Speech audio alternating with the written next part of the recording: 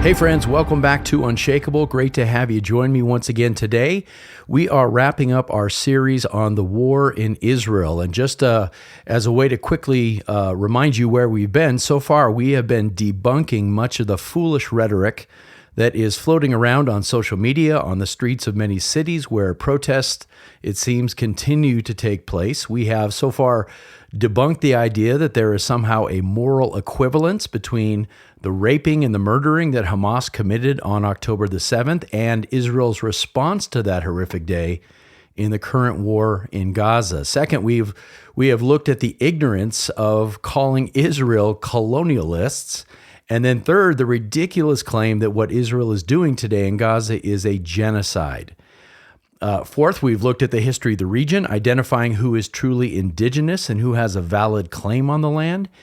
And then last time, if you were with us, we defined what Zionism is and isn't. And we began to walk through the history of negotiations for both a Jewish state and a Palestinian state from the post-World War I era up to 1948. And in that study, we've seen how the Palestinians have foolishly doubled down on their rejection of any peace plan. How in both 1937 and 1947, they turned away from the world's offer to give them an established boundary and a nation if they would simply agree that Israel has a right to exist and to live there in peace with them right alongside them. But sadly, in 1948, the surrounding Muslim nations chose war over peace, and in the process, they uprooted the lives of hundreds of thousands of Arabs who they claimed to care about, but obviously didn't. And by losing that war in 1948, they helped create the conditions that we still find ourselves in today. And listen, I know many people sympathetic to the Palestinian cause reflexively want to excuse away their past choices in rejecting peace in order to paint them as the perpetual victims of Israeli injustice. But I recommend that we not give them that free pass. The reality is, generous offers have been made and they were rejected. Peace was on the table and they chose war instead. And those are historical facts that need to be acknowledged by all. And here's the thing, it didn't stop in 1948, and that's what we're going to talk about in today's episode. What happened after the war in 1948? Well, let's fast forward almost 20 years to 1967. The Jordanian government in 1967 had administrative control over the West Bank. And if you've ever looked at a map of Israel, you'll see that the West Bank is a huge tract of land that makes up much of Judea and Samaria. And the mere fact that Israel allowed Jordan, a hostile nation who had attacked them in 1948, to have control over the West Bank shows that they were doing everything possible to compromise for the sake of peace. And of course, in 1967, Egypt was allowed to have administrative control over the Gaza Strip because it bumped up against the Sinai Peninsula. And the old city of Jerusalem, by agreement, would be shared. Jordan would control the Temple Mount and East Jerusalem, and Israel would control West Jerusalem, relegating their own worship to just one spot, the Western, or what we call the Wailing Wall. And with that very odd agreement, there was a tenuous peace. But in 1967, the surrounding Arab nations blew it all up again. Once again, they sought to drive the Jews into the Mediterranean Sea and to rid the world of the Israeli state. This time it was Egypt who led the attack, joined by Syria and Jordan, and once again, the Arabs were defeated in battle. In fact, this time they lost in spectacular fashion. The conflict in 1967 is known as the Six-Day War because that's all the time it took for Israel to not only repel the Arab invasions, but to capture more territory in the process, extending their borders. It was a stunning victory for Israel. Some would even say miraculous. And once again, given the circumstances, I would agree. It's hard to argue with that assessment that this was miraculous. It seems that the Lord had protected Zion, this land that in the Bible he says he loves. He had protected them from the Arab invaders. For a small nation like Israel to drive 3 Muslim armies back in just 6 days, I don't know how you don't call that miraculous. And now all of Jerusalem, the entire West Bank, the Sinai Peninsula and the Gaza Strip and the land to the north that we call the Golan Heights all fell into Israel's hands, the spoils of war. But then came the big question, what do you do with that? How do you secure peace for the future when you are now in possession of these so-called disputed territories? Now, get this right. Israel had every right to keep them. Again, spoils of war. Blood had been spilled to acquire those territories, but the question was, holding on to them, would that be the wisest course of action? Well, it's interesting. The Israeli government was split over what to do after the 1967 war. Some wanted to return the West Bank to Jordan and give Gaza back to Egypt in exchange for a formal promise of peace. Others wanted to simply give all the land back to the Arabs. And, these are folks who are now beginning to refer to themselves as Palestinians. Give it to the Palestinians in the hope that they would ultimately, build their own state that would flourish. But no idea in Israel gained full traction, and it wouldn't matter anyway, because a few months later, the Arab nation shot down any idea entirely. Here's what happened. A collective group of Arab leaders in the region, known as the Arab League, met in Sudan and issued its infamous 3 no's. Here they were. You ready? No peace with Israel, no recognition of Israel, and no negotiations with Israel. So for the third time, a peaceful 2-state solution was dismissed by the Arab nations. And now, after the war, the Israeli government had a problem. How do we manage these new territories along with the millions of Palestinians who were still living there? How do we do that? And so they compromised. They went back to sharing Jerusalem. Again, they were gracious enough to give the Jordanians control once again over the Temple Mount, and allowed for Muslim worship there at the Al-Aqsa Mosque. In the West Bank, Israel said, well, we're going to maintain security, but at the same time, they began trying to cede more and more autonomy to local Arab leadership. And eventually what they did was they recognized an organization known as the PLO, the Palestinian Liberation Organization.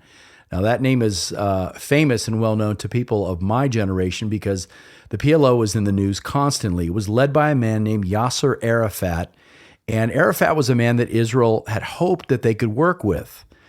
Israel hoped that Arafat could promote peace in the West Bank and over time develop the territory into a true Palestinian state, some state that they could have healthy relations with.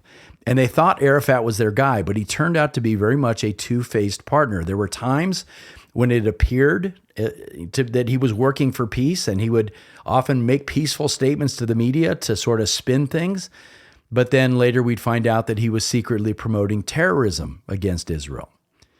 And just 7 years later, in 1973, it all started up again with what is known today as the Yom Kippur War. 21 days of intense fighting from the Syrians in the north. They wanted to try to recapture the Golan Heights, and the Egyptians in the south trying to retake the Sinai Peninsula. And guess what the outcome was again? Predictably, Israel came out on top, and the Arab world suffered yet another humiliating defeat. And after the 1973 war, there were then repeated attempts by politicians in the West, including U.S. presidents, to try to stick their nose into the situation and try to broker a more permanent peace between the Jews and the Arabs. And once again, even after another attack and another war, Israel bent over backwards to compromise with the Arab world by returning captured land for the sake of peace. In 1978, President Jimmy Carter led what are called the Camp David Accords, where Israel and Egypt were able to begin to negotiate for a Palestinian state with full autonomy in both the West Bank and Gaza. And again, that was a huge concession on the part of Israel, considering they had fought for those lands and won them in battle. But they had a partner in peace this time, an Egyptian president by the name of Anwar Sadat. He was a reformer. He was an advocate for peace. And Israel thought they had a good partner that they could actually work with. The problem was, in the Camp David Accords, Sadat could only speak for Egypt. He needed the PLO and Yasser Arafat to join in these talks if any agreement for peace was going to stick. Well, unfortunately, Arafat, under pressure from the radical elements in his party, refused. And he did everything possible to undermine Sadat and any agreement that came out of the Camp David Accords. it appeared, and at the time I was 10 years old, so I remember this slightly in my brain, that they were close to actual agreements. We thought, peace was right around the corner, but Arafat undermined the whole thing. And then sadly, terrorism increased. In fact, Sadat himself was assassinated in Cairo in 1981 by members of Islamic Jihad because he had dared to even sit down and negotiate with Israel. And so they killed him. And in the West Bank, Islamic terrorists began murdering any Palestinian who publicly supported Sadat's approach to peace. So violence increased, and the prospects of peace began to die once again. Now, after the failure of the Camp David Accords, another attempt was made in the early 1990s during Bill Clinton's presidency, and these were called the Oslo Accords. And it was a negotiation process which began in secret because nobody wanted to say we're actually talking for fear of driving violence. But in secret, Israel, led by Prime Minister Yitzhak Rabin and Arafat, met outside of the region in the city of Oslo, Norway, to talk about peace. And there was, again, some initial progress made, with both sides beginning to say that we could recognize each other as legitimate governments. But sadly, eventually the process broke down over details, things like, the border lines, the status of Jerusalem, and the question of some Israeli settlements that had been built over the previous 10 years or so. And frankly, at this point in history, both sides had grown so hostile towards each other that even if the leaders in secret could agree to some things, there was no guarantee that the people that they governed were going to follow. Most Palestinians opposed the Oslo Accords. That was obvious in every single survey. And the reality is also many right-leaning Israeli groups opposed peace with the Palestinians. So both sides at this point had hardened against each other. In fact, Yitzhak Rabin, the prime minister of Israel, was also assassinated in 1995.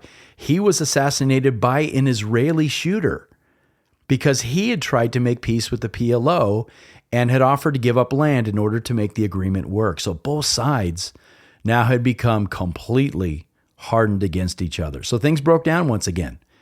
And once again, we were back to the original condition. The Palestinians had no state to call their own. But still another attempt was made in the year 2000 by President Clinton, this time between same old guy, Yasser Arafat, and the new Israeli Prime Minister, Ehud Barak. And they met again at Camp David to try to work out a two-state solution. Now, Israel offered Arafat independence, Palestinian independence in all of Gaza, 94% of the West Bank, and said you could make East Jerusalem the capital city of your nation. They even had a plan to connect Gaza to the West Bank by way of an elevated highway that would allow Palestinians free and safe passage back and forth between these two territories. Sounds like a great deal, right? But despite these vast concessions, Arafat once again refused. Clinton would say later on, quote, Arafat was here for 14 days and said no to everything. So what had begun to happen, and this became clear over time, is that Arafat had grown in power and prestige. He was now viewed as a worldwide, celebrity. And so for him to negotiate and end the conflict would have meant the end of his reign of power. And so like so many activists before him, Arafat turned out was in it for himself. He actually got quite wealthy as a celebrity. He was not in it for the good of his people. And when the peace process broke down again, everyone began pointing fingers. Israelis, of course, blamed Arafat, and they said, fine, look, we have tried so many times, we are done negotiating. And then a politician in Israel by the name of Ariel Sharon, who would later become prime minister, this is amazing, he proceeded to intentionally provoke the Palestinian authorities by publicly going up onto the Temple Mount to make a political speech. And that sent the Muslim world, not just the Palestinians, the entire Muslim world went into a rage over what Sharon did. And when Palestinian protesters started getting violent in the West Bank, the IDF soldiers responded by firing upon them. And that exchange began this horrific period of time known as the Second Intifada. That word intifada, it's an Arabic word that means uprising. And this lasted for 5 years. If you were an adult during this period, you remember because it was almost every day there was another story of violence in Israel. In the West Bank, Palestinians plotted and launched a bloody wave of suicide bombings in Israel. And they didn't just target soldiers, they went after civilians on buses, in restaurants, in wedding halls, wherever they could. And of course, Israel met all of those attacks with even deadlier force. And by the time the Intifada sort of lost steam in the year 2005, more than 1,000 Israelis had been killed in terrorist attacks. And more than 3,200 Palestinians were dead at the hands of the IDF. And as you might imagine, that period had a very transforming effect on how Israeli citizens began to view the idea of peace and security. Fewer and fewer Israelis believed that the traditional argument that we could trade land for peace would ever work. And skepticism of the whole peace process became the norm, and it complicated future efforts to arrive at any sense of a two-state solution. And yet Israel kept trying. In 2005, now Prime Minister Ariel Sharon proposed a complete Israeli withdrawal from the Gaza Strip in exchange for peace. And he approached this with what had become the most powerful Palestinian group at the time, a party by the name of Fatah, which ominously means conquest in Arabic. And he went to Fatah, and the leader, a man named Mahmoud Abbas, you probably heard his name in the news, and he proposed that Israel hand over the Gaza Strip completely in exchange for peace. And the Israeli Congress, desperate for peace, approved that plan, and it was implemented in August 2005. Listen, every Israeli man, woman, child, police officer, soldier, all of them were instructed to leave Gaza. And that included many settlers who had to be forcibly removed from the land by their own government because they didn't want to live, they didn't want to give up their ancestral land, but the government insisted. In all, 8,000 Israelis in 21 settlements were taken out of Gaza to make room for a Palestinian state. And Israel thought it was somehow going to be able to buy peace. Now, following the withdrawal, Israel continued to maintain control over a few things because they couldn't just completely walk away. So they maintained control over the airspace and the maritime space, and they handled security on the outside of Gaza around the land crossings that were built into the territory. And then they also provided a good portion of the water and electricity and other utilities for the Palestinians because they wanted Gaza to flourish. Because in the Israeli mind, if Gaza flourishes, then there will be a greater chance of peace. Well, that sadly brings us to the story of Hamas, where we are today. 2 years after Israel pulled out of Gaza, elections were held inside the Gaza Strip, and Fatah lost badly to Hamas. And Hamas was a much more militant religious group than Fatah had been. The reality was, folks were tired of Mahmoud Abbas and his allies. They were corrupt, and they had grown wealthy on the back of ordinary Palestinians. And what they wanted, talking about the civilians in Gaza, they wanted a more aggressive leadership, and they found that in Hamas.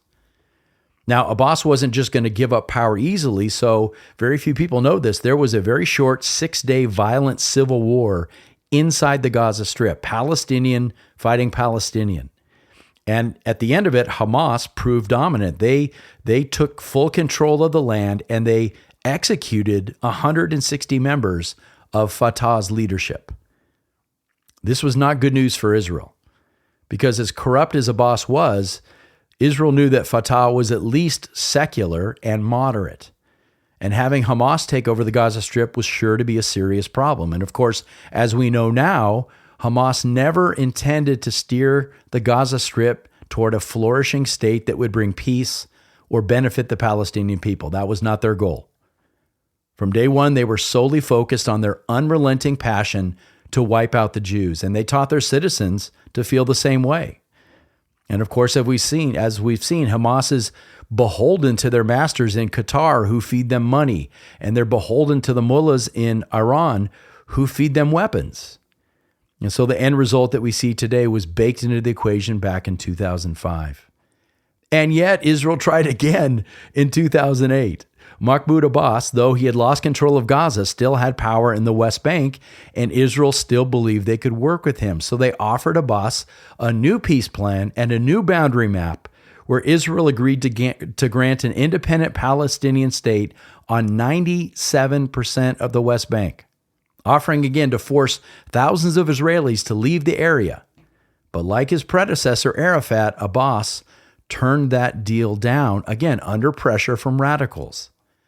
So friends, listen, again and again, the Palestinians have said no. They simply will not live in peace as long as Israel exists. As one Israeli diplomat once said, he made this observation after another failed round of talks. He said, "The Arabs never miss an opportunity to miss an opportunity." And it's true. It's the history. Now, as we wrap up, let's ask the question. Today, are the Palestinian people living in oppressed circumstances? Because you hear that all the time on the news. Well, they're oppressed, right? Well, the answer is yes, they are to an extent living in oppressed circumstances. There is poverty in both the West Bank and Gaza. There is a lack of resources. There are limitations to their freedom of movement. There are security barriers and checkpoints on the borders. But the question has to be asked, why? With whom should the people actually be angry at? Israel, who has tried and tried and tried to broker a peace plan? Or should they be angry at their own leaders who keep walking away from the table? In the current situation where Gaza is now being leveled, who should they blame? Israel or Hamas, who started the war and then came back and hid among the population, turning them into targets? Who should they be upset at? Listen, I've driven through portions of the West Bank. It's a huge piece of land. Much of it is quite beautiful. There's fruitful land. There's some beautiful homes and buildings. It's not a slum as the media would have you believe. And the same could be said of the Gaza Strip. Try this. Search online for photos of Gaza before the war, and you'll see it. Gaza has a gorgeous coastline. They had hotels and restaurants along the beaches. They have some amazing agricultural land. The resources are there, but the leadership is the problem. It's all been wasted. It's been wasted by hatred and corruption and this religious fantasy that someday Allah will drive the Jews out of what they absolutely insist is their land. If the Palestinians would lay aside their hatred, drop their weapons and rockets, and negotiate in good faith, there would be peace tomorrow. But history shows us they seem incapable of doing that. And for that, the world should be condemning them, not Israel. The history, you can't argue with it. And here's what I see as a hard truth, and I'll wrap up with this. And by the way, we see this in our own country as well. If you solve a problem, you do nothing but lose. What do I mean by that? Well, for example, if racism was overcome in America, you'd have thousands and thousands of race hustlers who would lose their cause, their power, and their income. Why would a race hustler want to solve racism?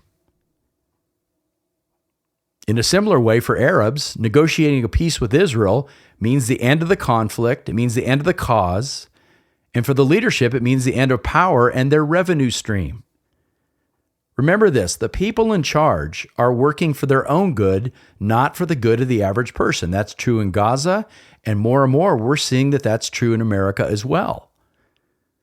But at the end of the day, if the Arab leadership had accepted the UN's very generous partition plan way back in 1948, not a single Palestinian refugee would have been created, and the nation of Palestine would today be celebrating 75 years of independence and prosperity, if they had chosen wisely. But they refused, and they still refuse. And that's just the truth. That's the history. Listen, friends, I hope this has been helpful. I know there's a lot of confusing information out there in the world and in the media, and I'm hoping that these couple of episodes have helped you to understand what's really going on there. We're going to wrap up our series on Israel with this episode.